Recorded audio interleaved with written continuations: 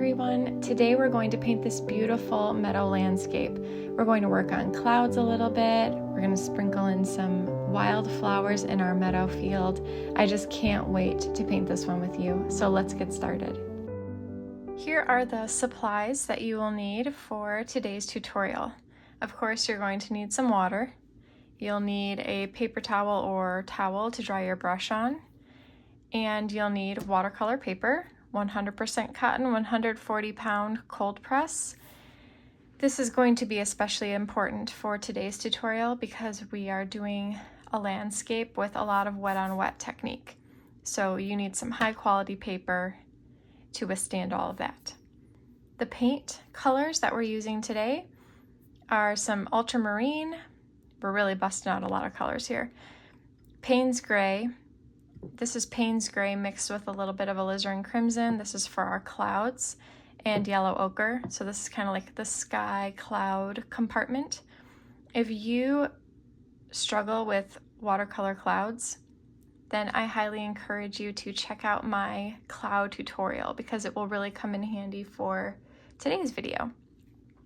Here I've got some Quinacridone Gold, some Sap Green, which we are going to end up adding some Payne's Gray to, a little bit of Cadmium Red, and a little bit of Cadmium Yellow. These are going to be some flower colors.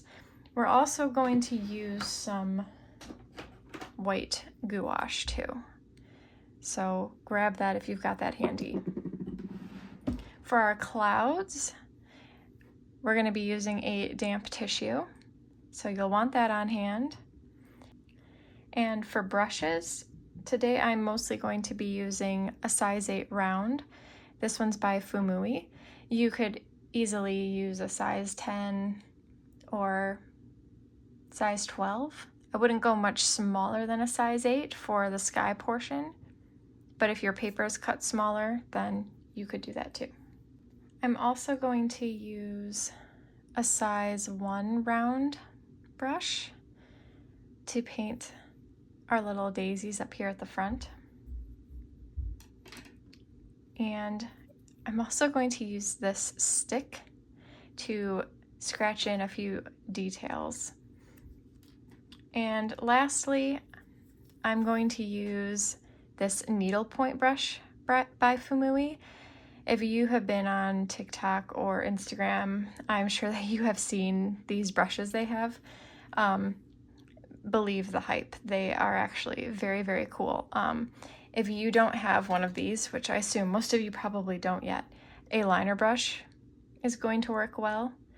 Or you could also just stick to a really small round brush that has a nice point on it. The thing that I love about this brush as opposed to a liner brush is the belly of the brush holds so much water, so you have just like endless paint and water coming out of this thing, whereas the liner brush tends to dry up very quickly. So we're going to use that for some grass details. All right, let's get started. I'm going to just sketch in our horizon line here so that we have a rough idea of where our sky is going to end, and I'm just keeping that really light. And the first step is going to be to totally wet down our sky. So I'm grabbing that size 8 round, getting it good and wet, and just getting this top part of my paper wet. As I've said before, you want the paper wet, but you don't want it to be so wet that the water's like pooling up on the paper. That's going to make your paint smooth out unevenly across it, and the paint will pool up in the puddles. So if that happens, which tends to happen around like the edges, you can use this damp tissue, kind of blot up that excess water, and then go over it again with your damp brush, just to even it all out again. All right, now I'm going to throw in some clouds. So I'm going to start with Payne's Gray. for the shadows of my clouds. And I'm going to have some shadows coming down here, a little bit over here, here, and maybe a little bit right there as well. And now I'm going into my Payne's Gray with Alizarin Crimson just to give a little more of like a hint of purple. I'm gonna grab a little more Alizarin Crimson. Just a little bit of a stormy purple. It just looks so pretty in clouds.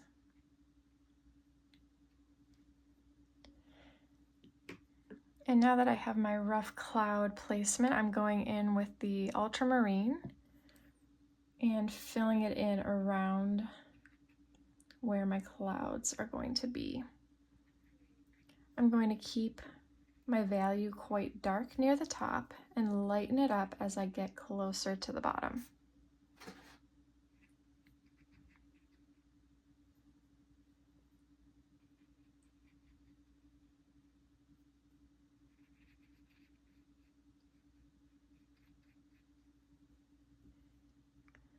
Pull this out to lighten it a little bit.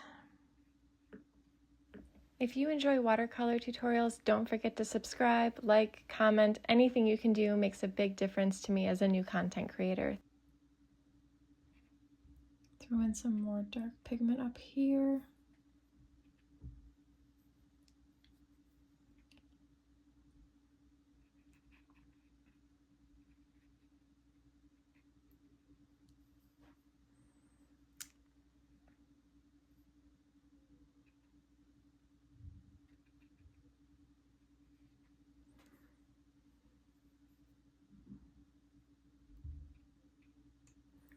Okay, and now I'm going to go in with my damp tissue and just kind of blot around here.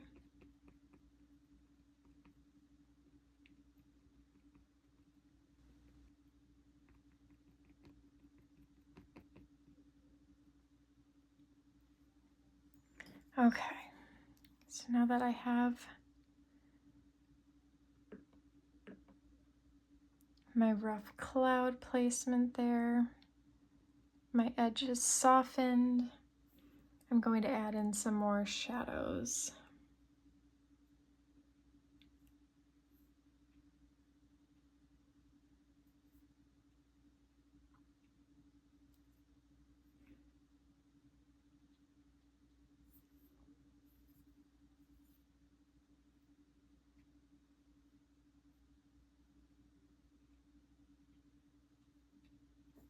I'm just going to let those colors soak for a minute while I grab my yellow ochre. Give the clouds a little bit of a soft, warm glow to them, since it's a bright, sunny day in this scene. And then I'm going to blot that up gently with my damp paper towel.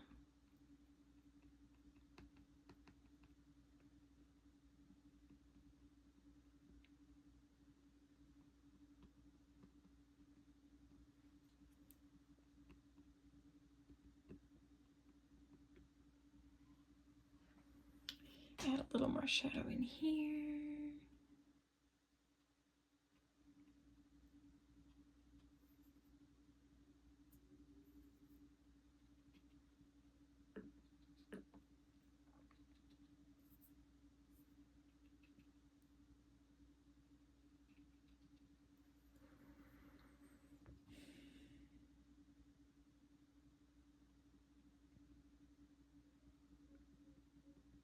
Lightly dabbing just to pick up a little bit of that pigment, but also trying to leave some of it on the page.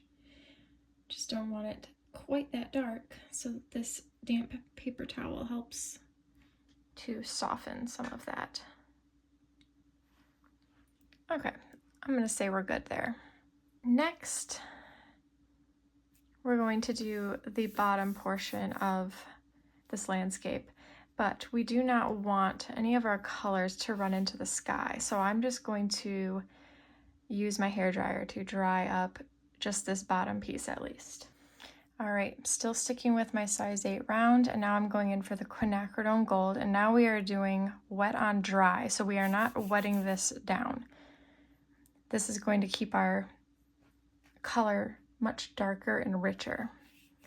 So starting with some Quinacridone Gold, don't worry too much about this horizon line because we are going to add some like trees and bushes there soon.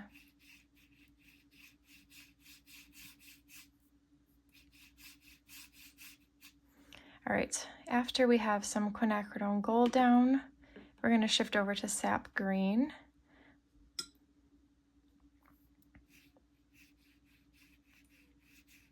And just kind of let those run into each other.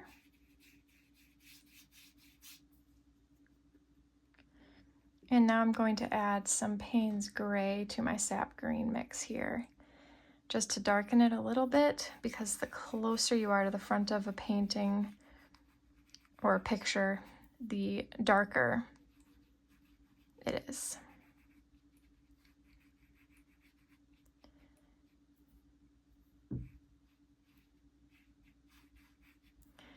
Okay, to even that out, I'm going to add in a little bit of Quin Gold, just like dabbed in here.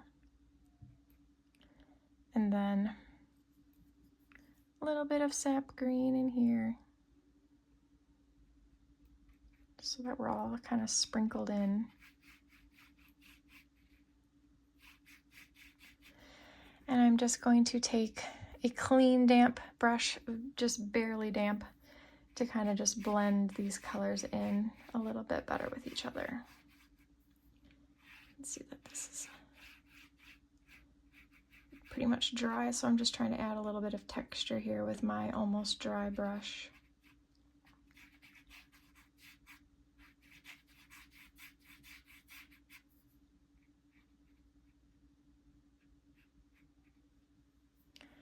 All right, there we go. We're gonna call that good for the moment. Now I'm going to re-wet this area because it has dried.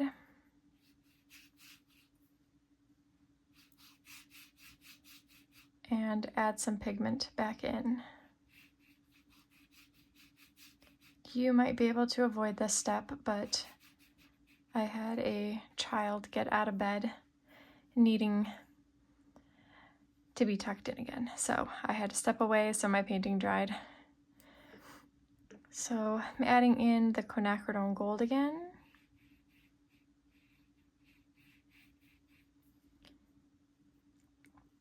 And Sap Green.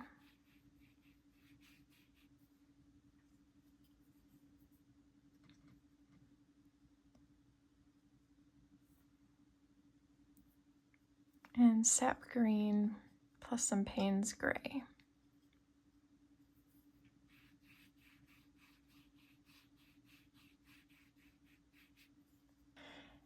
Now, while that is still wet, although I want it to dry a little bit, so I'm going to let it sit for a little bit.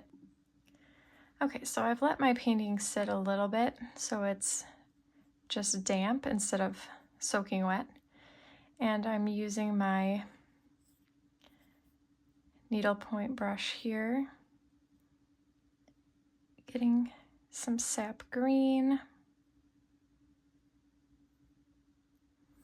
And we're just going to throw in some little wispy blades of grass. And because our paper is still damp, they're going to kind of fade and blend in with the background. And I'm going to throw in just like a few little dabs of paint here.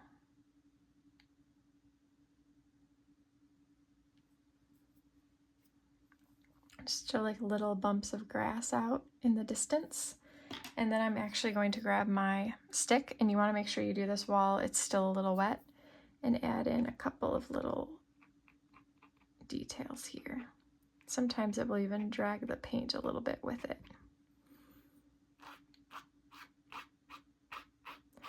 This is irreversible because you are adding some physical texture to your paper. You're kind of marking it up, so it will not go away.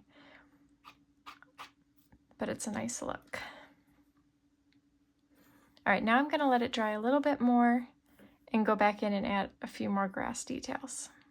Before I do the grass details, while my paper is still just slightly damp, I'm actually going to splatter in some flowers.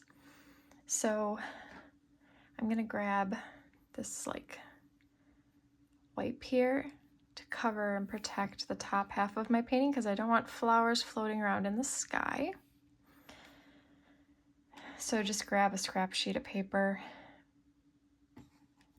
or whatever you've got laying around to protect your sky.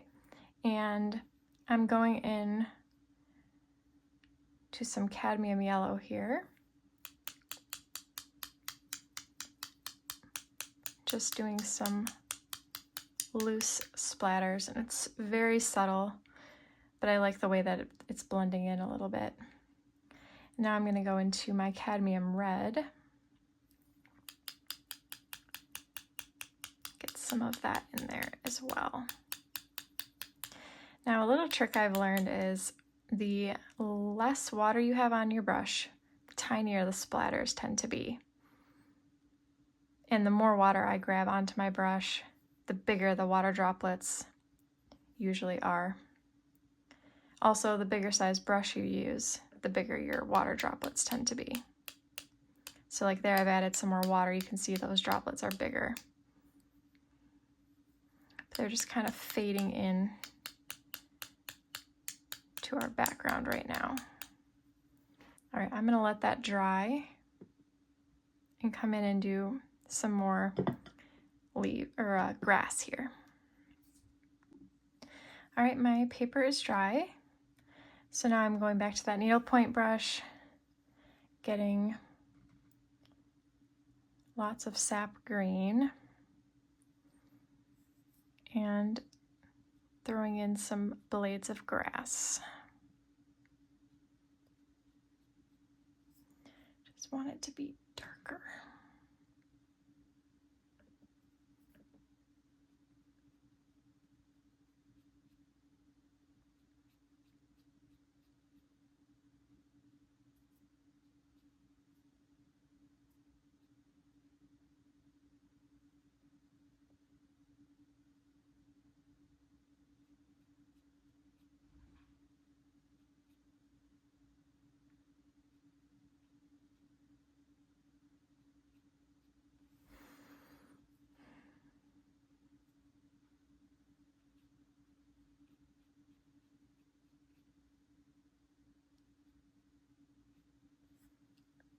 All right, I'm gonna leave it at that.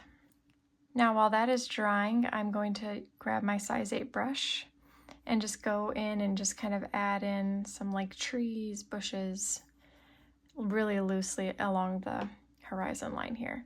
So I'm going to add a lot of Payne's Gray to the Sap Green to make that happen.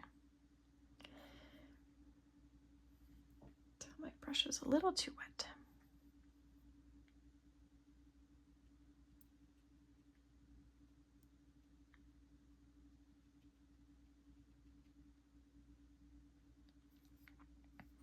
So I'm just making little dabs along the horizon and making some little parts jut out near the top.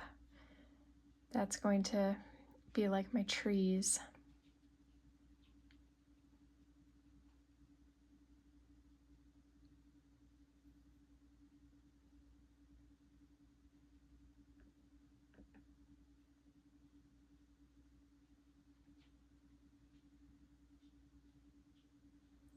Now I'm just trying to kind of even out the bottom because we want the top to be bumpy, but the bottom, not so much.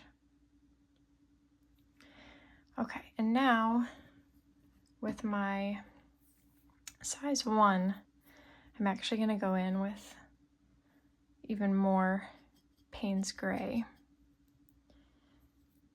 and just kind of darken up some of those spots just to make it look like there's some shadows kind of mixed in there.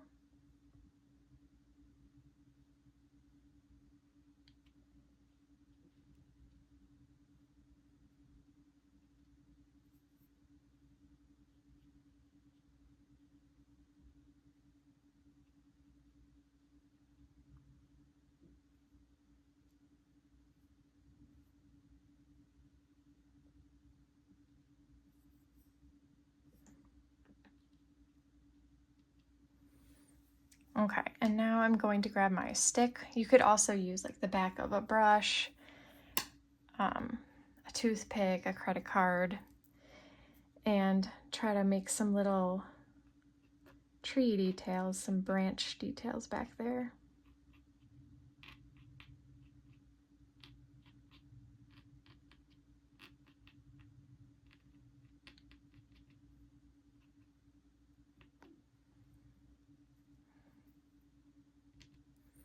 All right, those might be kind of hard to see on camera. I'll zoom in.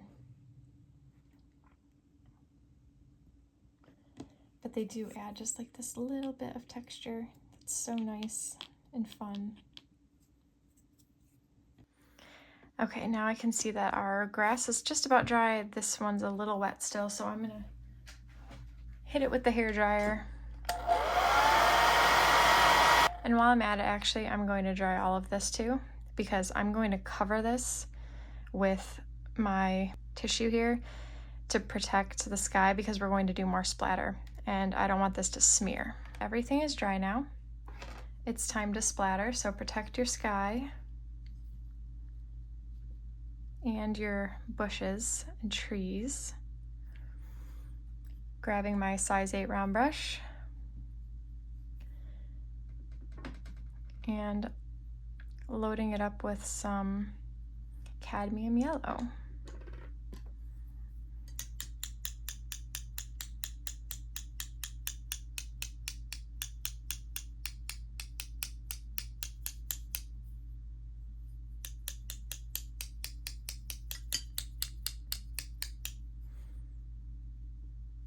All right, now I'm going to grab some more cadmium red and do the same thing.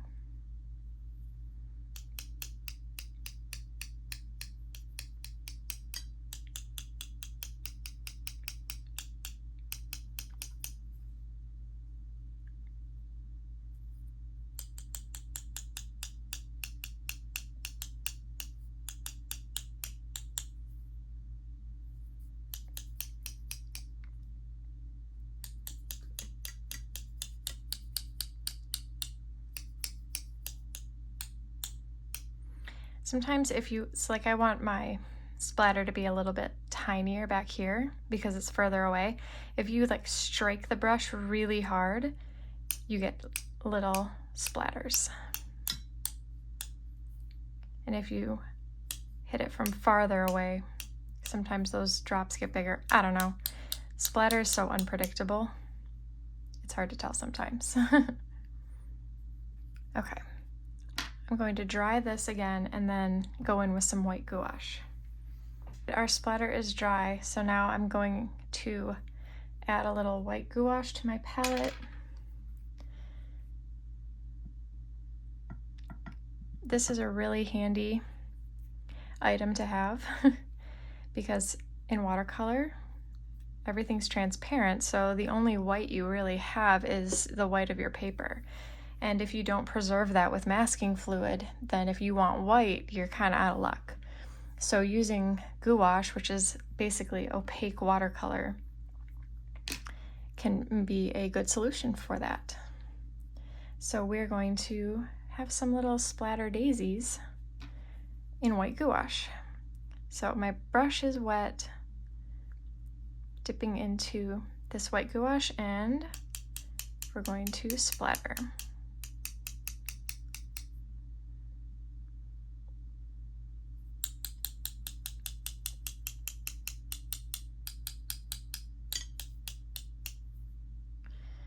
Add some water to my brush to see if I can get some bigger drops down here, and of course that's not working.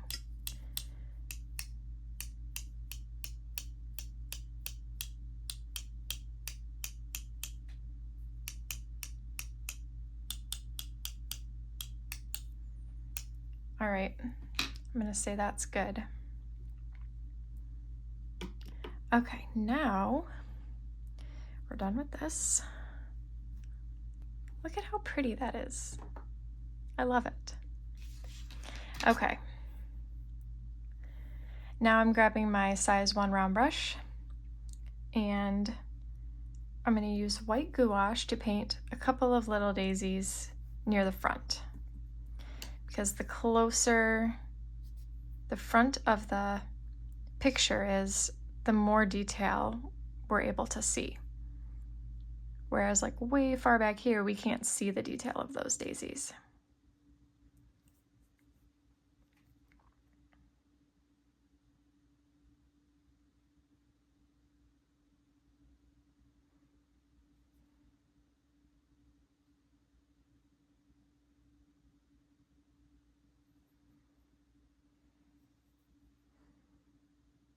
These are still super loose. They don't need to be very detailed. And like here, I'm gonna put a little like bud. Maybe here as well. Then like down here, I'll do a daisy where like these little petals are short. So it looks kind of like it's curved. I'll do that over here too. So some long petals and then some little short petals.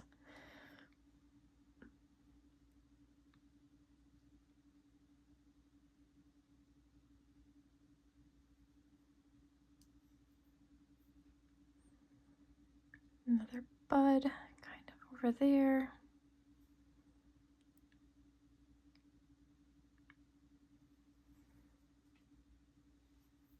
Maybe one more bud right there. So yours will look different from mine because you're going to place your flowers wherever you feel like they look best and make them whatever size and shape you think fits best for your painting.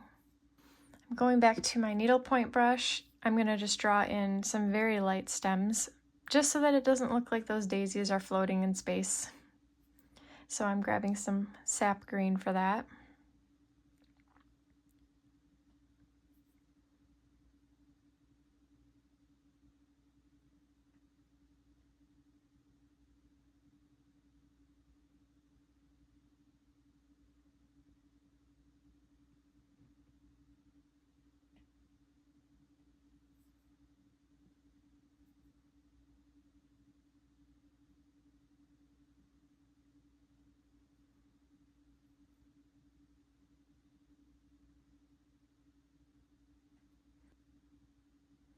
Okay, so just some very faint little stems there.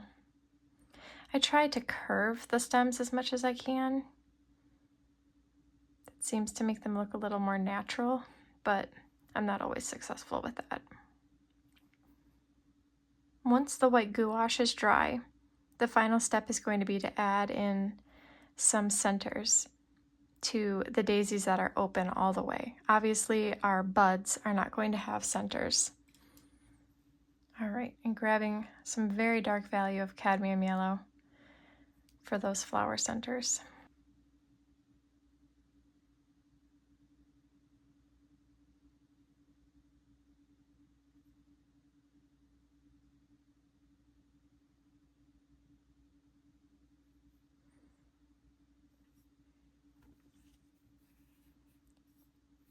This one just looks too big, so I'm blotting it up and adding it again.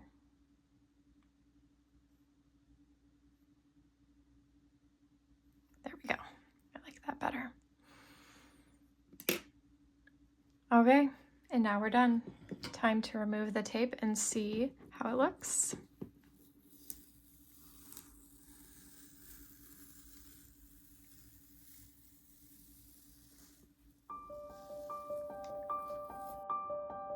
Our beautiful meadow painting is done. I just love the way that this one turned out. If you have any questions, leave them in the comment section below, and I'll see you in the next one.